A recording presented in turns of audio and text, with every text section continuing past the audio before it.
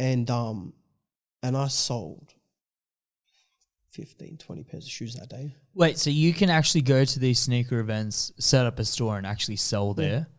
If the boys are willing to spend. Yeah. Because some of them overcharge. Like, I have a website, I have clients that trust me with their shoes, and they charge more than me. So I'm like, I'll go there and I'll say, for example, let's say, for example, this is a $100 shoe. Yeah. Right? I'll charge, let's say, 150. These guys will be like, oh, I want $300 for it. And I'm like, bro, the market's 150. No, I'm trying to sell it with, no. So how do you know what the market worth is then? When you're like, it's like a 50-50. It's like kids come in thinking they'll know the market, but then it's OGs, like guys that grew up seeing all this firsthand will know how the market will run. Like, they'll know this shoe's going to do well in a couple of years, so they'll stock up now. But it's so hard to tell nowadays because there's so many people doing it, but half of them, or even like 3/4, have no idea what to do. Like, they're just buying in because it's hot. Yeah, they're just like the Travis Scotts. Oh, yeah. They'll just buy it. It's hot now, but they don't know that shoe's going to go up in value. But they don't know what size, what color, and style. Like, yeah, it's a rabbit hole. When you're in it, you can never so get when out. you're looking at a new pair of sneakers that you think you're going to invest in, because that's how I'm seeing these. These are investments. These are stocks that you're buying into. How do you know what's a fair price? Like, what are you looking for? So most of my shoes, people think I buy them for like really cheap, but I'm like, no, I buy them for like resale price and try to keep it as low as I can to make my customers happy.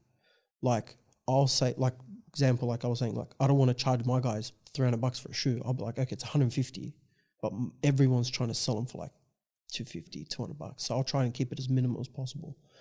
But yeah, no, like I was saying, it's a rabbit hole. Once you know it, once you're in it, you know. Yeah, but so what are you looking for specifically?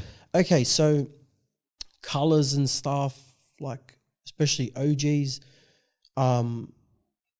like for example, the white. Let's say for example, a white Yeezy. There was one point, because if they don't bring it back again, that shoe just goes through the fucking roof. Like, I've seen some Yeezys go for $2,500. They're worth $700 now. And people were willing to spend $2,500 because they never thought that would come out again. So people are like, yeah, this is the best thing ever. I'm going to stock up on these. And then they come out and it's like, oh, crap. Or even they would buy them for like $1,000 and think, oh, this is the best investment. Go up a little bit and then be like, no, I'm going to be greedy and hold it. And then just tank. So, yeah. That's so colour's important? Colours, styles, it just depends. Like, for example, I'll show you, for example. So the highs, so Jordan 1 highs tend to do better than the mids. So mids is like a TikTok girl would wear it and make it famous. So the mid is literally half the size. Yeah. And all the girls would see it and be like, oh, that's hot. I want it. I want that Jordan. Yeah. And then, yeah, like that wouldn't do as well as a high. But it, like, again, depends on the color. If you know what colors you are good and they're a good investment, you make some money, but it's not an easy game. So the highs are going to be perceived as more valuable as the mids, so which are going to be more valuable as the dunks, right? No, so dunks are a completely different silhouette. So dunks is like, for example, this Yeezy and this Yeezy. They're both Yeezys. They're both like Nike or whatever, but like that's a Jordan and that's a Nike. I see. That makes sense. Okay. So even though it's got the Nike tig, yeah, doesn't necessarily mean it's a Nike. There's it's a Jordan. sneakerheads screaming through their phones right now, listening to me talk about this. I can literally see them through the camera looking at me like, bro, you got to TikTok's going to flame me for this shit. Man, I can't wait. Bring it on. Comment section. Tone it down, boys. Like, he doesn't know. I'm teaching him.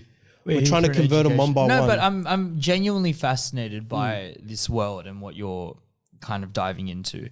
So if we treat these like investments and if we treat these as opportunities to make money in the long term, if you know what to shop for, why are Adidas and Nike and Puma and all these shoe companies retailing so low then? Why are they selling, a pair of Travis Scott for what, 300 retail? Yeah, to something. To something retail. Why are they selling them for 200 retail and not selling them for 1K retail? Because that